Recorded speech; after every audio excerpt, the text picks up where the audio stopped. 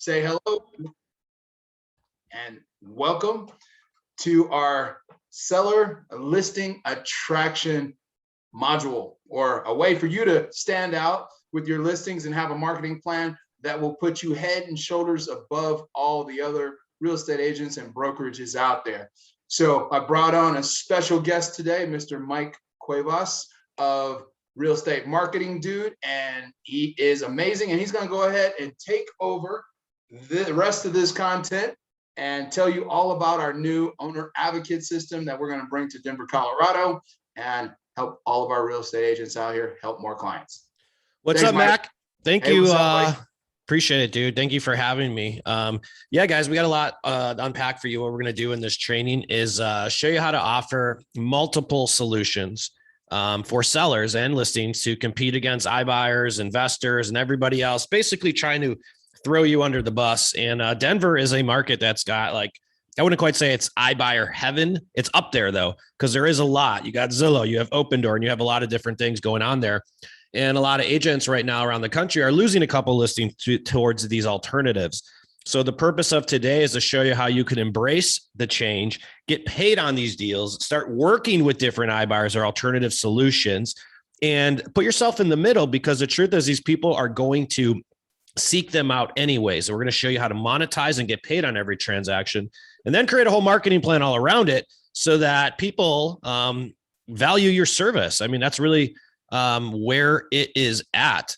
So what we're going to do is we're going to start off by focusing on the big picture here. And I'm going to walk you guys through some of this stuff of what's really going on from the macro perspective. But everybody and their mother is partnering with alternative solutions and selling, including Realtor.com.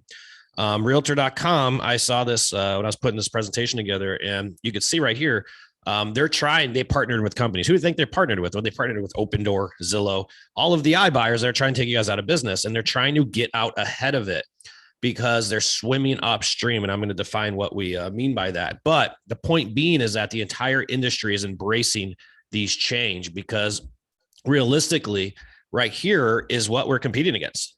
These are the different alternatives to buying or selling within the marketplace right now. And there's different types of iBuyers in there, and there's different types of offerings in there. So the point of this entire presentation is, how do you work with these companies versus compete against them, and bring them into your fold so that you could create a better product service for all of your different sellers.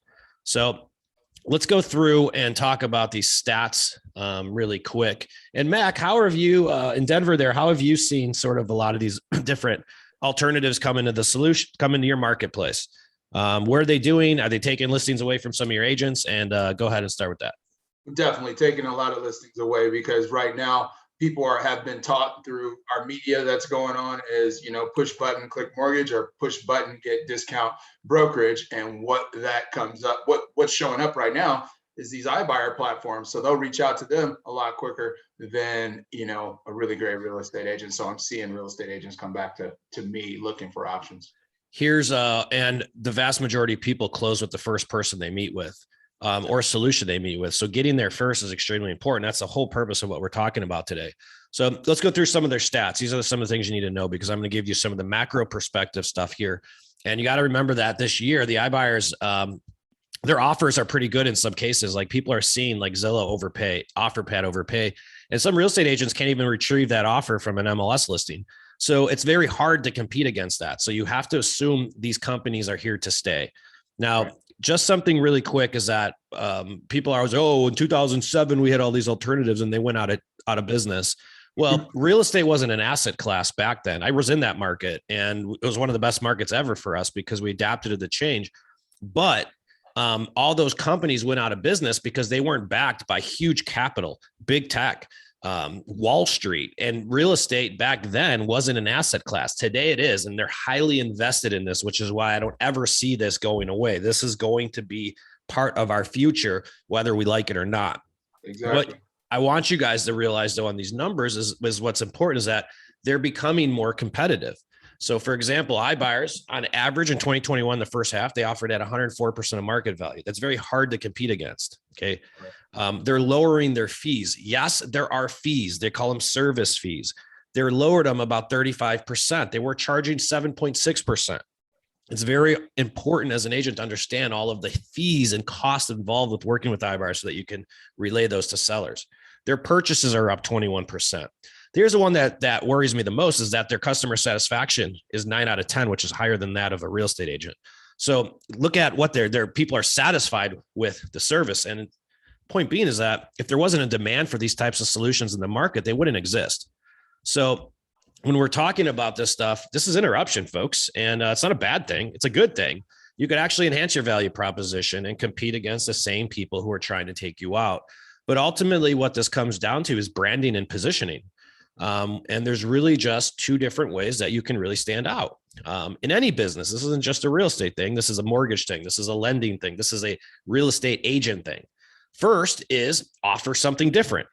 There's a reason why Redfin can go into a market and start transacting immediately without any brand presence. It's because they have a unique selling proposition to rebate a buyer. So the question is for you is, what is your unique selling proposition? The second way you really stand out is you do things in a different way, which is what we're talking about here. The problem that is in the industry is everyone's selling the exact same food. Everyone has the exact same listing marketing plan. Put it on the MLS, wait a couple of weeks, host an open house, and that's what's falling on deaf ears. So what we're talking about is recreating how you sell listings and using that process as not only a marketing tool, but a conversion tool to get more sellers to you. Mack, did I leave anything out on that piece? No, it's exactly what everybody's asking is the how. So you didn't leave anything out. Cool. So let's go into the actual seller options and get into it. So what we're doing is we're saying, hey guys, let's offer sellers, let's bring optionality to the selling process and let's let them decide what they want to be. Let's let them decide what they want to do. Do you really care which option they would take? Like Mack, would you care what option anyone would take as long as you got paid on it? If you're a real estate agent? Absolutely not. Absolutely. It doesn't matter. All right. So let's go through all these different options and just define them. And just what I want you guys to think about is if you had these options, how many more listings can you convert? How many more listings can you come across? And how many more different ways can you just market your business to get to the appointment to get the damn listing? So first thing we're going to go is through a trade-in offer. Mack offers this right here in Denver. And Mack, why don't you walk us through how this program works for an agent and who it's intended to? And this is going to address people buying and selling at the same time. So this one actually we use a lot because the way the market is set up right now, everybody's a little bit fearful of, hey, how do I put my house on the market? And then, I don't know where I'm going to go next, or they need money from their house to buy the next property. So, with this one, the seller buys their new house first with our cash.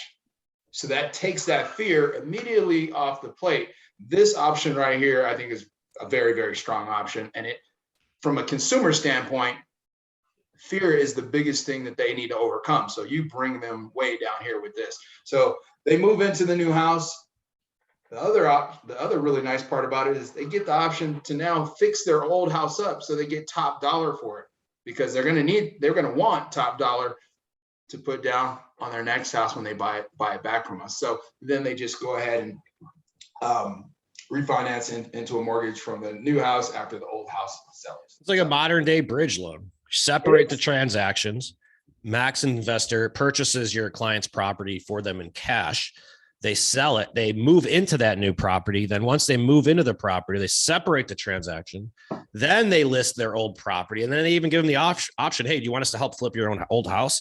But there's no inconvenience of showings. There's no contingencies on getting your offer accepted when you're in negotiations, and they're buying as a cash offer. So they have a lot of leverage on their next purchase.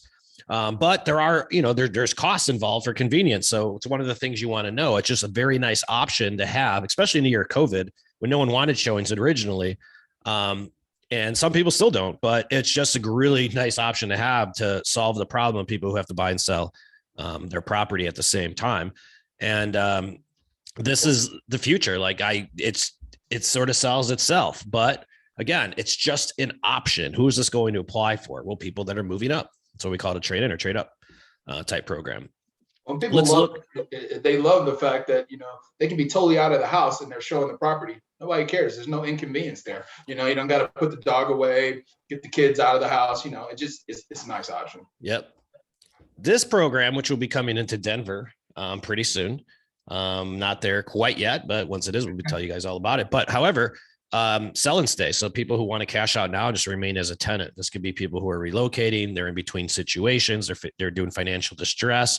Pretty simple. It's pretty much what all of our parents would do right now. If you could cash out in this market of your house, but don't want to leave, this investor will come in, buy your property, and sell it. And you stay as a tenant. Very, very simple. And you retain the option to purchase it back at another date.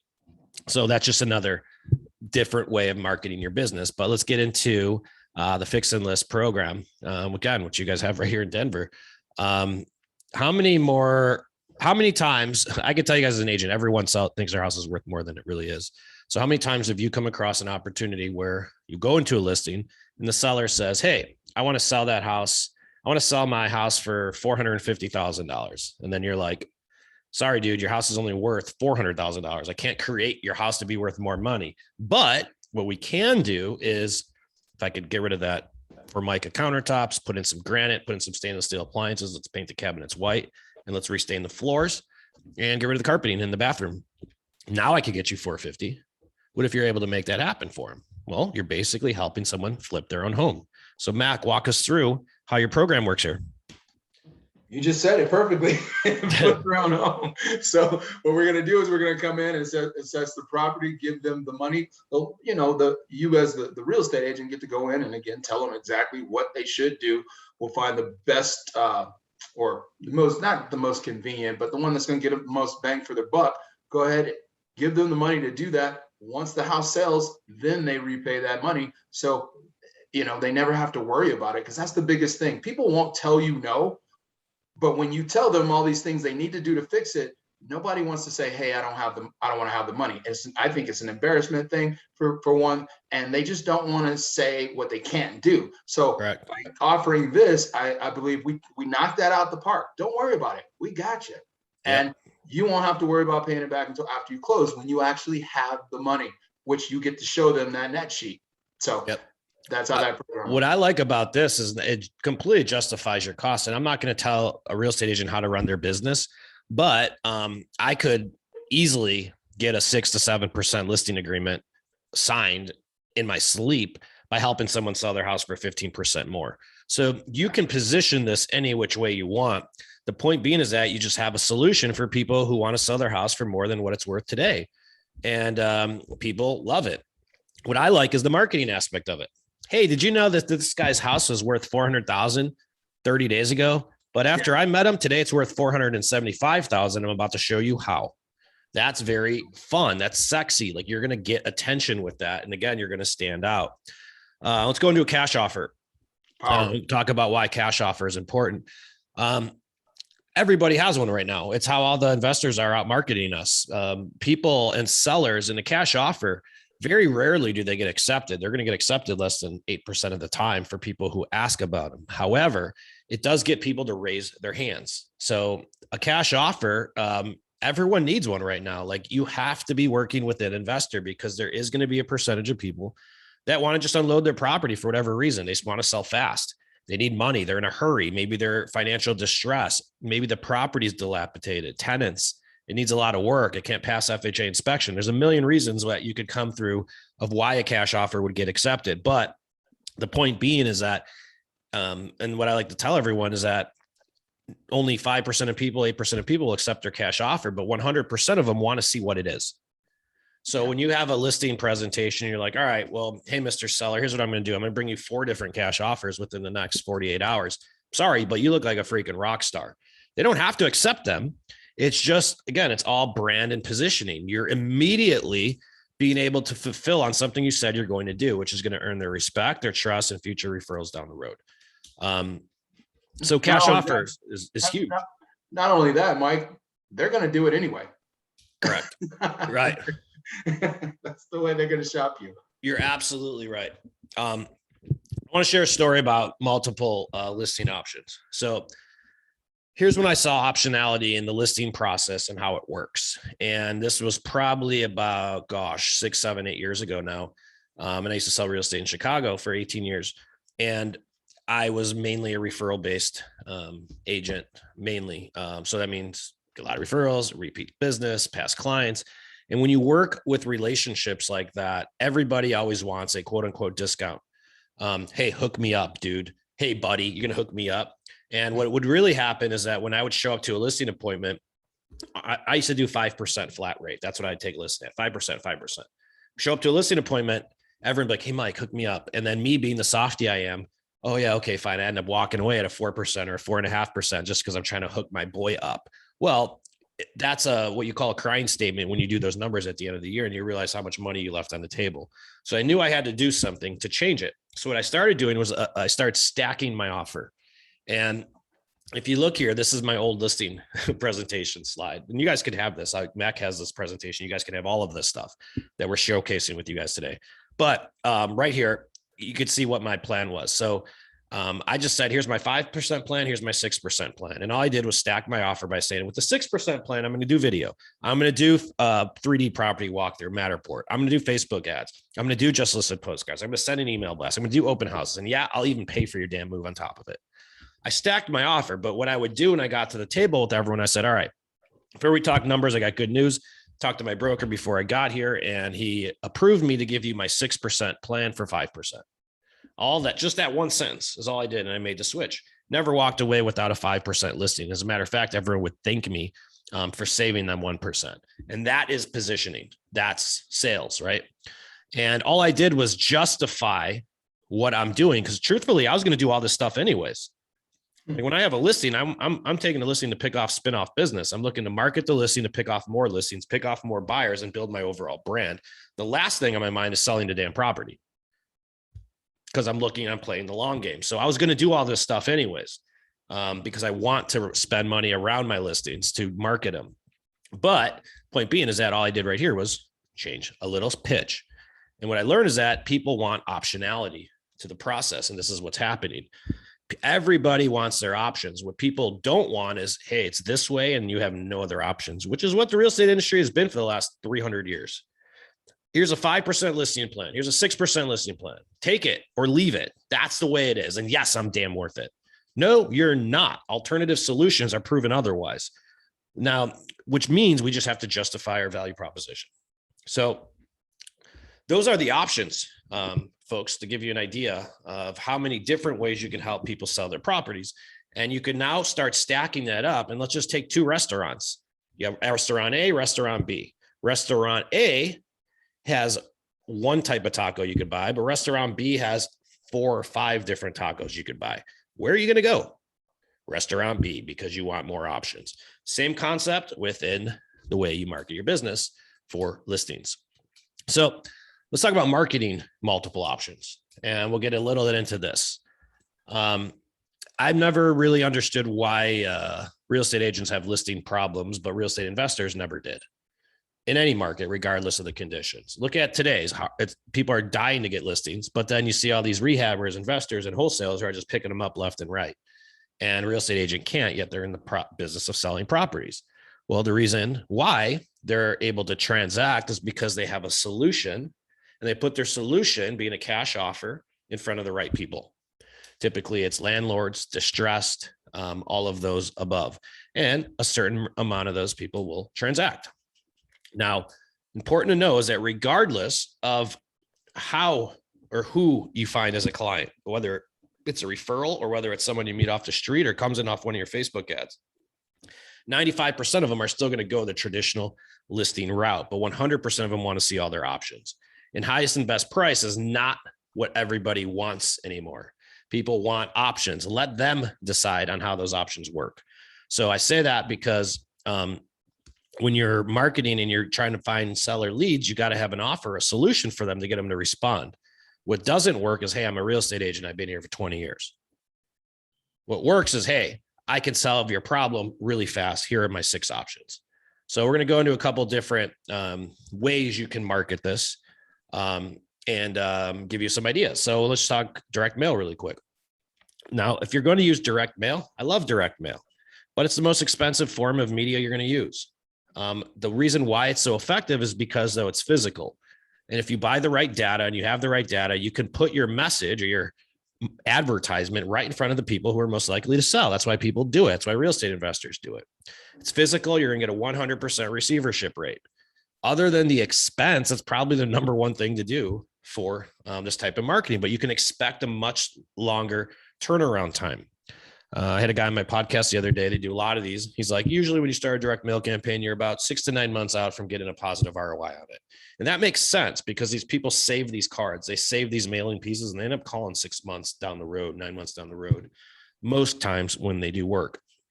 Again, it's just one channel though. I would never just rely on just direct mail. I would combine it with something else. I would never do just direct mail. Now, let's go into a couple other things we can do. Let's go into text next. Text messaging marketing. This has been very popular, but it's dying out very fast.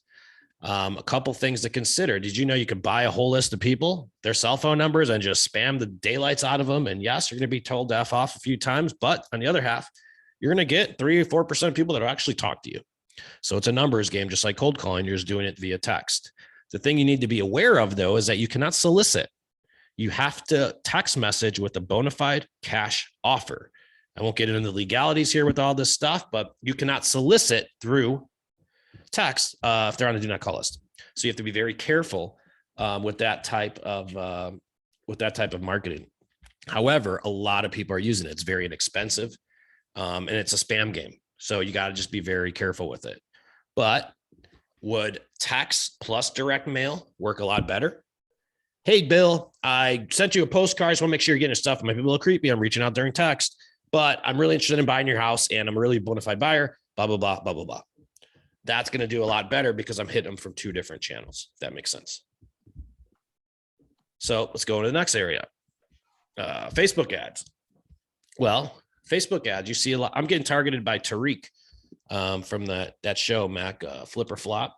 Oh, really? Tariq's buying houses all over the place. He's got a video ad just targeting me. And I know it's because of the websites I'm visiting, but in the purpose is like on Facebook, same thing. You could buy a targeted list of data of people who are homeowners, upload that into Facebook and then run ads to them.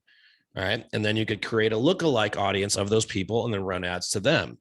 Facebook is like a modern day billboard. People don't go there to sell their house. They get interrupted by different offers and it might be interested in selling their house. So again, Facebook ads in front of the same people. Hey, I got to buy your house. Here are your options. Here are your options. It's just another way to market your offers. The point being is that you're marketing solutions to people who have problems, not your real estate business. Cold calling still works. It works really good. But most people just don't want to actually do it. Same thing with cold calling. If they're on the do not call list, you must have a cash offer to solicit. If you're a real estate agent, you cannot solicit a listing. You could only solicit a cash offer. This is part of the TCPI, whatever they call it, compliance rules. And without getting into the weeds, just be careful with it. Same concept though. If I'm sending someone direct mail, if I'm texting them and I'm also following up with cold calling, am I more likely to get their attention? From what we see on all of the ways that you market for this option is you buy a list of data, motivated sellers, landlords, probate, divorce, distress points, financial distress, and people who own properties. And then you put your options in front of them through various channels. That's virtually essentially how every single direct or rehabber, wholesaler, whatever real estate investor does. All we're doing is just competing back with them, guys. You just have to realize that whatever you do, lead generation is expensive. If you go to Zillow, how much are zip codes in Denver nowadays, Mac? Yeah, Zillow's gotten pretty expensive. So same concept, right? If you buy leads, because buying business is always more expensive than attracting it. Right. So let's go into where most of the business is really going to come from, though. Truth be told is that most of the business is going to come right from the people you already know, because realistically, a small percentage of real estate agents are actually going to go out there and start generating listings. That's just the truth of the matter.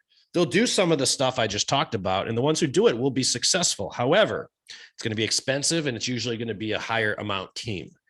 However, everything we just walked through, when you look at lead generation, I like to look at where the business is at. So if you're just starting or you're getting involved and starting to generate a lot of listings, work your database first, because there's a ton of business in there. These are how sellers decided to find the real estate agent, according to NAR, not Mac, not me. NAR put this stuff out there. 39%, if you want to follow my mouse, 39% of people were referred to their agent. 24 used them in the past. Mac, I'm not a mathematician, but what does that add up to? 39%, 21. 63%?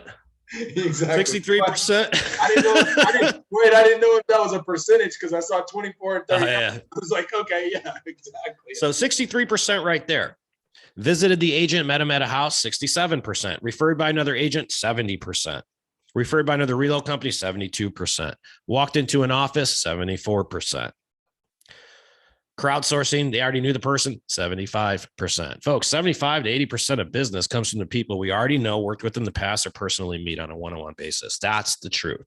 Okay. So when people and agents go out and they say, oh, I'm just going to go start lead generating, I go, well, let's make sure the people that know who you are or that you know what you do first. Then you start lead generating, because this will always feed a real estate agent. And it's the same statistics for a mortgage broker. 10 to 15% of people that you know this year, they're moving. 100% of them have a referral for you. So when we're talking about where business comes from, I just showed you statistically where it comes from. But if you really want to generate more of that, you have to stay in touch with people. The same way you farm them. That's how you stay in touch with people. You stay in touch with them through direct mail. You stay in touch with them through, we love video email and social media. So if you're able to take your offer and your multiple options that we just walked you through, and you have 150 people on your direct mail list, which is you should easily have, because everyone invited 200 people to their wedding. You know that, right, Mac? If you invite 200 people to your wedding, you have a direct mail list of 200 people, and all those 200 people live somewhere. And within those 200 people, 10 to 15% of them are moving this year, including the couple getting married. And then 100% of them have a referral for you. Yep. When you do it through email, your email list is double the size of that. Let's just say you have an email list of 300 people. And I'm talking about people you'd say hello to in a grocery store. If I start saying to that list and I start sending video emails or emails, and over time, I'm like, all right, I got multiple options. And if that message starts getting branded, well, same statistics are true of that. 10 to 15% of the people that open up and see those emails, they'll be moving this year, and 100% of them have referral for you. And then those same numbers are true for social media, and you probably have a larger reach there. When you're consistent through content creation and reminding everyone what you do, you will naturally attract business. The difference with is that everybody's selling the same thing. That was up until now. And Mike, that multiple option strategy, I was just thinking about something. I was talking to someone the other day. It's the reason why Toys R Us went out of business, right? Because if me as a mom or a dad can go to Walmart, get toys, get groceries, get automotive supplies, there's all my options, as opposed to, oh, I got to go to Toys R Us. Then I need to go to the grocery store. Then I need to go to the automotive store. So what we're doing is creating that multiple, option, and you're the go-to person out there. So 100%. Yeah, I just thought about that the other day. 100%. It's exactly what it is. It's a really good analogy. So let's go through on how this works, like presenting. I believe this is a conversion tool because of the statistics I just told you. I love marketing multiple options, but I know that a lot of the people who entertain them are either going to go with a fix and list program, or they're going to end up going into a traditional listing, which a fix and list is a traditional listing. So you're just helping them fix their house beforehand. Point being is that when you start presenting this way, like I'm in a listing, I'm focusing on the net numbers. I'm focusing on the timing options. I'm eliminating options that aren't a possibility. And then I'm giving them those options, and I'm talking at them through a business decision. I'm getting away from the emotions. I'm going to go through and say, okay, Mr. Seller, based on your property and what you want to do, option number one, we could take this cash offer right here. We're going to close in 7 days, but the sales price is probably going to be about $25,000 less than if we took it on the open market. Here's your net number on that.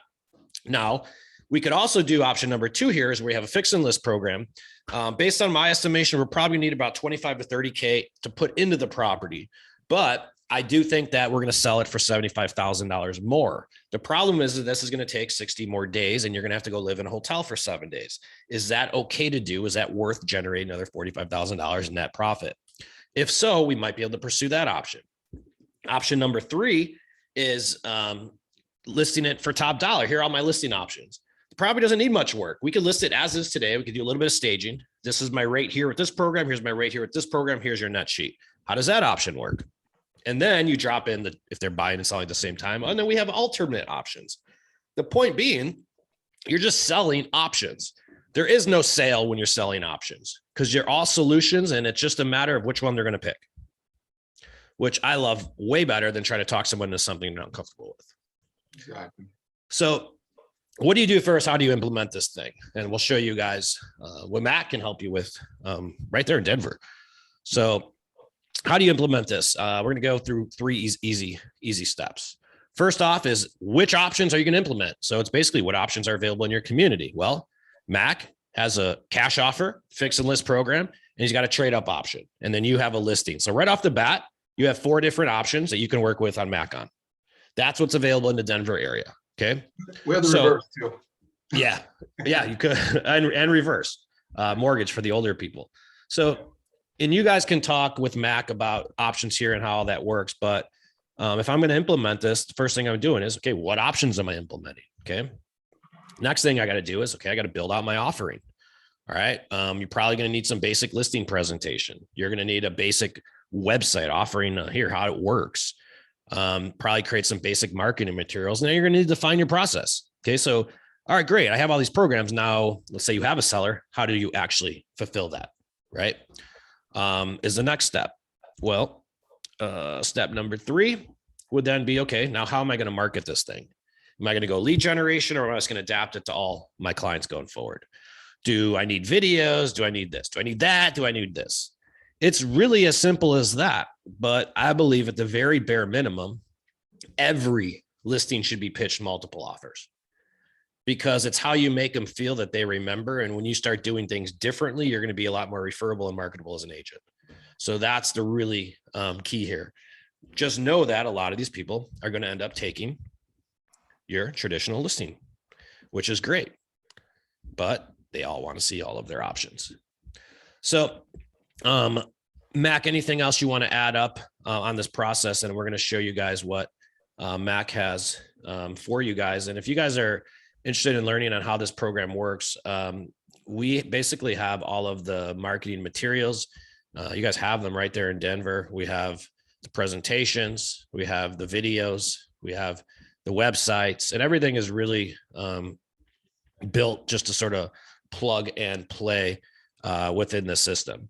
In addition, we have a whole bunch of training that you guys can also take. If this is something that you're actually going to do, I highly suggest you take the training because you need to learn how to do it. You don't just start making tacos your first time. You follow a recipe and you get better at making those over time. But I want to show you guys how powerful this is when you're on a listing presentation. And I'm going to pop up this little tool right here to show you that. And we'll see if we have any questions. And if not, we'll get this thing wrapped up for today. So I want you guys to look at this screen and I'm going to walk you through how I would convert a listing right on the spot. So I'm going to type in my parents' old address here. And let's just say I'm in Orland Park, Illinois. I think their old house is probably about 450.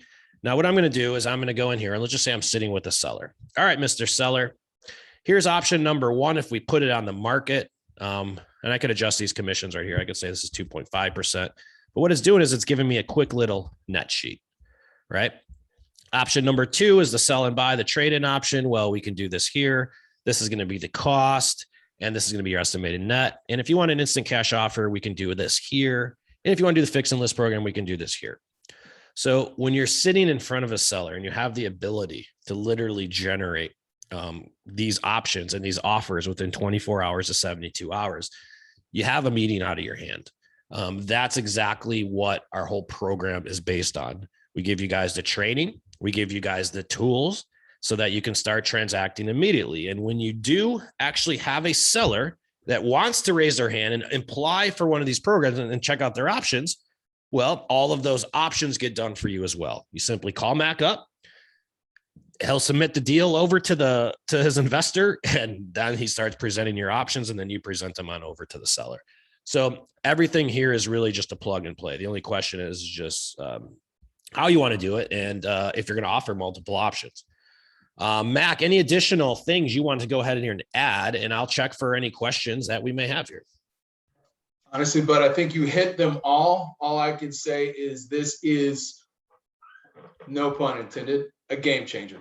This is truly a game changer. When you can go out there, just think about it.